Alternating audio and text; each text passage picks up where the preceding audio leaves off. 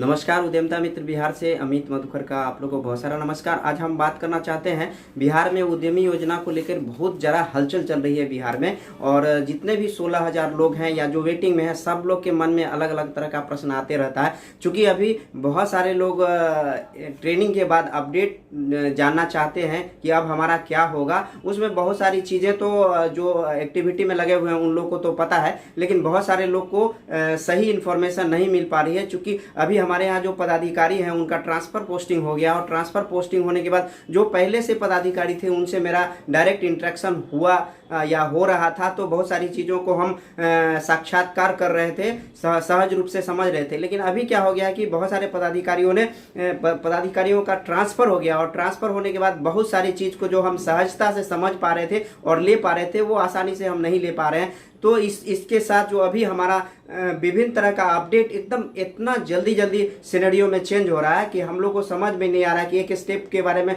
सोचते हैं, चिंतन करते हैं, तब तक दूसरा कोई ना कोई बिंदु पर स्टेटमेंट या तथ्य सामने आते हैं, जिसको हम आराम से और सहज रूप से समझ नहीं पाते हैं, और सभी लोग अपने अपने स्तर से उसका गुणन करते हैं। तो आपको बता देना चाहते हैं कि अभी जिनका ट्रेनिंग हो गया उन सभी लोगों को एग्रीमेंट करने के लिए नया SLA अपडेट आ गया है। जो पहले वाला था उस फॉर्मेट में सिर्फ SC ST उद्यमी के लिए था, जो अभी तक एक उसी एग्रीमेंट को यूज किया जा रहा था, चाहे वो उद्यमी योजना में SC ST का हो, चाहे OBC का हो, चाहे युवा या महिला का। वो बहुत जगह इसी अपडेट को हम लोग इसी फॉर्मेट को हम लोग यूज कर रहे थे पूरे बिहार में। लेकिन अभी सरकार ने उसको चेंज कर दिया है, और सबके लिए लगभग फॉर्मेट का, एग्रीमेंट का फॉर्मेट सब वही है। और थोड़ा चेंज इसलिए हो गया है कि जब हम कैटेगरी बांट दिए हैं, तो कुछ कैटेगरी जैसे युवा का कैटेगरी है, उसमें इंटरेस्ट का भी प्रावधान है। उनके लोन के लिए इंटरेस्ट का जो प्रावधान किया गया है, इसके लिए हर ग्रुप का अलग अलग कैटेगरी डाला गया है। और हम उसी कैटेगरी के कारण जो है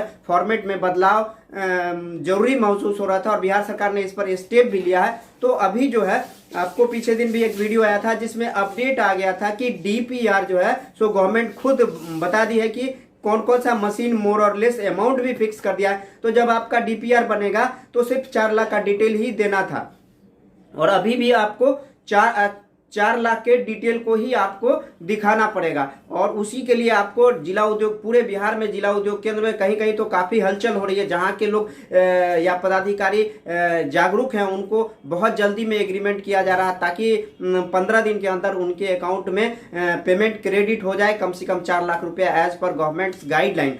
तो हम बताना चाहते हैं कि अभी जो SLA है वो नया वाला प्रिंट करवा लीजिए, और प्रिंट करवाने के बाद आप संबंधित जिला उद्योग केंद्र में जाके जमा कर सकते हैं। उसके साथ एक DPR का भी फॉर्मेट जमा होगा। चूंकि पहले जो आपने DPR दिया था वो कोटेशन हम कहीं और जगह से लिए हुए थे, और जब कोटेशन कहीं और जगह से लिए हुए थे तो इस वजह से हमारे कोटेशन में जो रेट का वेरिएशन था, और गवर्नमेंट कहीं जो सो किसी का अमाउंट कम है, कहीं ज़्यादा है, तो गवर्नमेंट ने ही फिक्स कर दिया मिनिमम और मैक्सिमम प्राइस, जिसके अंदर में ही आपको प्रोजेक्ट को बनाने हैं, प्रोजेक्ट रिपोर्ट बनाने हैं। उसके बाद आपका जो सो मामला DPR जो है सो DPR अपने ट्रेनिंग सेंटर और जिला उद्योग में जो भी ट्रेनिंग सेंटर के प्रतिनिधि होंगे वो आपको अपडेट करा देंगे। चूंकि वो काम RCT और ट्रेनिंग सेंटर का था कि आपको कैसे उस अपडेट को करेंगे। उसी अपडेट को एग्रीमेंट के साथ लेके बिहार सरकार को DPR अप्रूवल के लिए भेजा जाएगा, ताकि आपको वहां से पेमेंट की प्रक्रिया सुनिश्चित हो सके। इसके साथ जो है सो कौन कौन सा डॉक्यूमेंट लगता है उसका एक संक्षिप्त विवरण बता देते हैं कि आपको DPR लगेगा। SLA एग्रीमेंट जो है अभी नया वाला अपडेट 31-34 पेज का है करीब, वो आपको लगेगा। उसके बाद जो है सो आपका ट्रेनिंग सर्टिफिकेट है वो लगेगा। इसके बाद आधार लगेगा, पैन लगेगा, फोटो लगेगा, और आपका वो ट्रेनिंग का जो सर्टिफिकेट है वो भी लगेगा। रेंट एग्रीमेंट का चर्चा ये है कि अगर किसी का अपना जमीन है तो वो जमीन का रसीद दे सकते हैं। अगर किसी का अपना जमीन नहीं है तो ऐसी स्थिति में उन लोगों को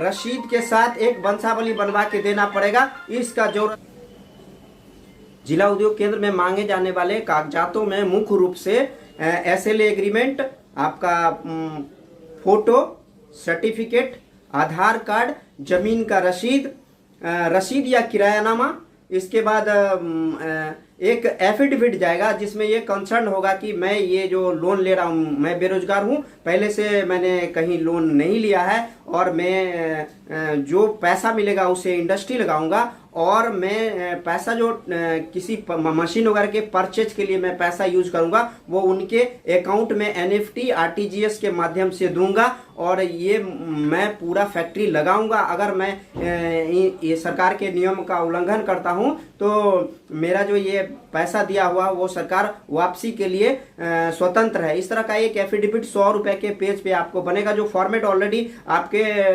उद्योग विभाग के में जाइएगा तो संबंधित पदाधिकारी से ले सकते हैं। इसके बाद आपका नया चीज एक आ गया है जीएसटी और करंट अकाउंट से संबंधित। जो जीएसटी और करंट अकाउंट का जो चैप्टर है वो उस पे संबंधित कोई गाइडलाइन आया नहीं है, चूंकि पीछे दिन का गवर्नमेंट का जो सो एक प्रोसीडिंग आया था जिसमें क्लियर कर दिया गया था कि ट्रेड नेम चेंज कर लीजिए, जिनका अपडेशन है वो लोग ट्रेड नेम चेंज कर लीजिए और चेंज करने के बाद आपको संबंधित आरसीटी में जाके अपना डीपीआर चेंज करा के जमा करके अपडेशन करवा लीजिए। तो इसके संबंध में आपको क्लियर कर देना चाहते हैं कि हर किसी व्यक्ति, गौर से सुनिए, हर किसी व्यक्ति या उद्यमी जिनका सिलेक्शन हो गया है और उनका साइट पे पहले से जो है सो है, पहले से मान लेते हैं किसी का फर्नीचर उद्योग है और पहले से उनका फर्नीचर उद्योग के लिए लिस्ट में नाम है, उसके बाद भी, हाँ ध्यान से सुनिए, उनके बाद भी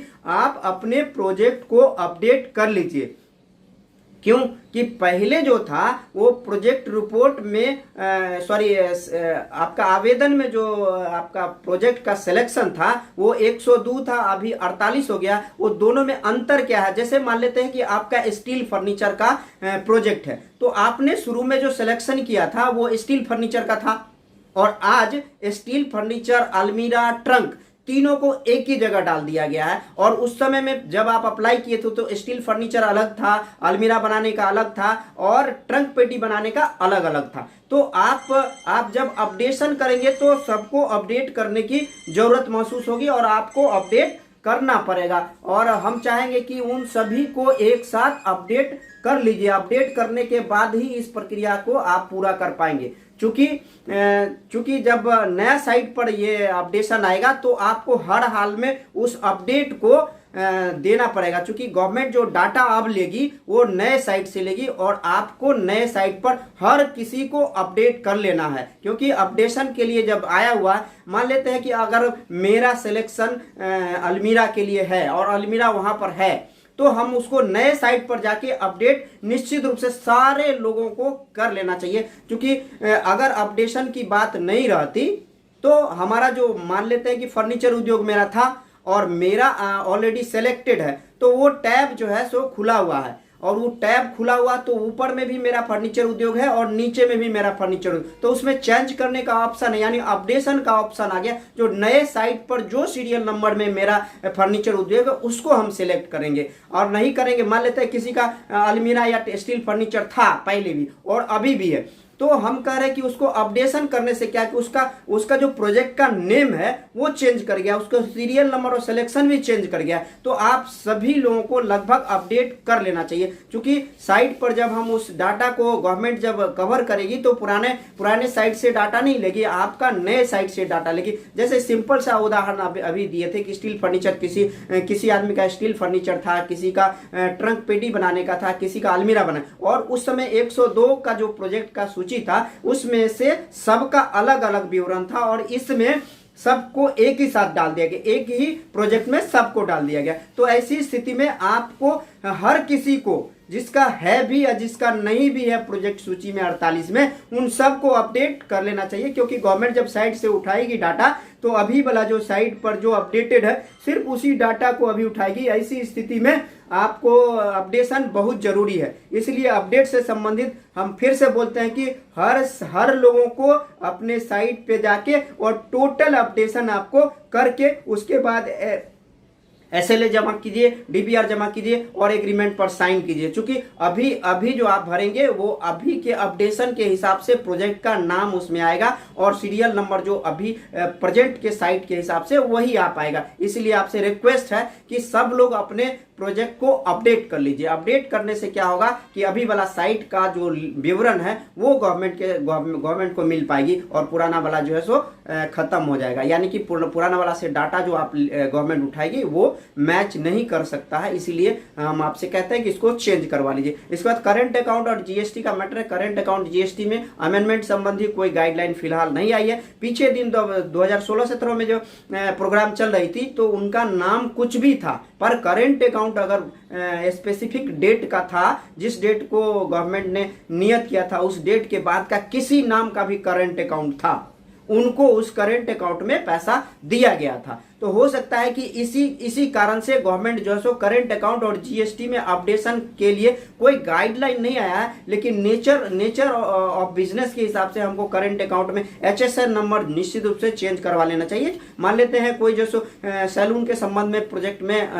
एचएसएन नंबर जीएसटी में डाले हुआ था और उसका करंट अकाउंट है, तो हम क्या करते हैं कि उनके एचएसएन नंबर को कम से कम चेंज कर लेना बहुत जरूरी था। इतना कर लेते हैं तो मेरा जो है सो वही करंट अकाउंट करीब करीब यूज हो सकता है। अगर किसी का लगता है कि अपडेशन का जरूरी है, कहा जा रहा है, तो आप क्या करेंगे, जीएसटी में चेंज तो 2 दिन में होगा नहीं और गवर्नमेंट करिए जितना जल्दी आपका हो, प्रोजेक्ट को अपडेट करके आप हमारे साथ यानी गवर्नमेंट के साइड में जिला उद्योग में जाके एग्रीमेंट करेंगे। तो उसके लिए आपको चाहिए हर हाल में जो चेंजिंग की जो प्रक्रिया है उसमें लग जाना है। लेकिन गवर्नमेंट से किसी तरह का गाइडलाइन आया नहीं है। अगर मान लेते हैं कि कुछ वैसे लोग हैं जिनको लग रहा है अपडेट करना है या कर लिए हैं, तो पुराने जीएसटी नंबर और करंट अकाउंट के साथ भी एग्रीमेंट करने में कोई दिक्कत नहीं है, क्योंकि गवर्नमेंट ने अभी तक कोई गाइडलाइन इससे संबंधित नहीं दिया है। और अगर मान लेते हैं किसी का चेंज हो गया है, मान लेते हैं बहुत सारे लोगों ने चेंज कर लिया है अपना जीएसटी का नेचर और नेम ट्रेड, तो उनको क्या करना होगा कि तुरंत जाके करंट अकाउंट खोलना होगा और वो करंट अकाउंट और चेकबुक या कम से कम बैंक स्टेटमेंट इस एग्रीमेंट के साथ देना पड़ेगा, ताकि जो सो आपका पेमेंट आए वो नए करंट अकाउंट में आ जाए और पुराना वाला करंट अकाउंट आपको बंद कराना पड़ेगा, क्योंकि बिजनेस से संबंधित एक ही करंट अकाउंट मान्य होता है। तो इस बिजनेस से संबंधित एक ही करंट अकाउंट आपको जरूरी पड़ेगा। और मशीन टूल से संबंधित जो विवरण है गवर्नमेंट ने क्लियर कर दिया था कि मिनिमम और मैक्सिमम कौन कौन से मशीन आपको लेने हैं।